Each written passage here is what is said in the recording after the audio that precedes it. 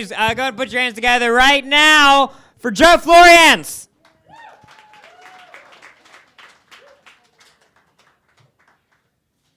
All right. How many years does it take to make America great again?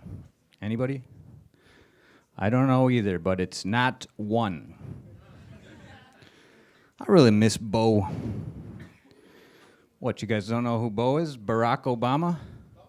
How was that guy president for 8 years and nobody ever pointed out that his initials were B.O.? The whole time we could have been calling him Bo. Bo knows how to make America great again. I recently went back on Match.com, reactivated my profile. Didn't work the first time, so I look what my profile read. It said, I'm a very busy guy who knows what he wants out of life. Well, that didn't work, so I changed it to, I got a wide open schedule and no idea what I want out of life. I got married. So that airplane mode, that's really been a lifesaver. It's been 10 years and I haven't heard of one stinking plane crash yet due to passenger didn't put his phone in airplane mode. My wife and I are up in the sky. She's like, put your phone in airplane mode. I'm like, I'm trying to read a book here. So that'd be an interesting black box. It sounds like the wife of Joe Florians told him to put the phone in airplane mode. He must not have put it in airplane mode. That's the end of Joe Florians. So I don't just do this. I work in an office. I've observed that most millennials don't do physical work anymore. We all sit behind computers and complain about our passwords and relationships, etc. This isn't working. I can't log in. My boyfriend's a loser. This isn't working. We don't really work anymore, but this just isn't working. It's difficult being in an office 5 days a week amongst the same human beings. I'd rather be at home watching the Kardashians. I come in on Monday, it's like, hey, Bob, how's your weekend? How are the kids? Tuesday, I'm gonna kill Bob. Wednesday, hey, Bob, sorry about that threatening email last night. I get through it, though.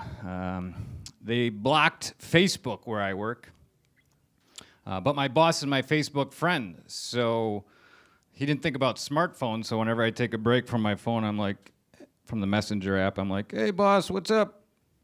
We hanging out this weekend? Hey, boss, check out this YouTube video. He never responds. I don't understand why companies will block things like social media websites, but allow things like atlantajobs.com. It's like they're saying, we don't want you going on a website that reminds you have friends and family, but if you want to get another job, go ahead. Take your Facebook friends with you.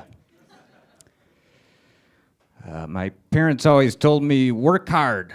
Work hard, they'd say. Little did they know their son would end up in a profession of software. Very difficult to work hard in a field defined by the word soft. I messed up.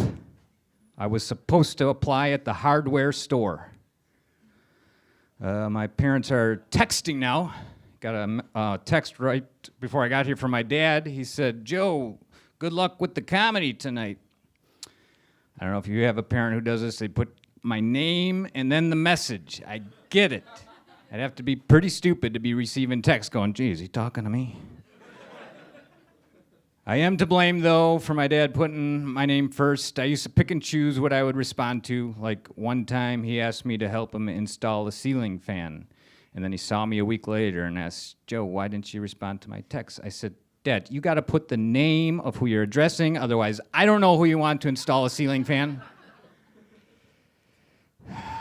I wish I could have summers off. I'm not a teacher, though, but I found a loophole. On June 1st, I tell the company, I quit. This is the sound of a crowd cheering.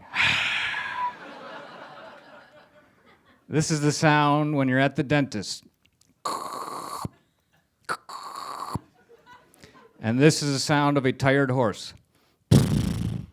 Now, like a magician, I'm going to mix them up. I'm going to throw them at you. This is the sound of a horse at the dentist. Mr. Horse, we need you to open up. Mr. Horse, we're going to need you to come back in a week. We found a cavity. And this is a group of horses cheering.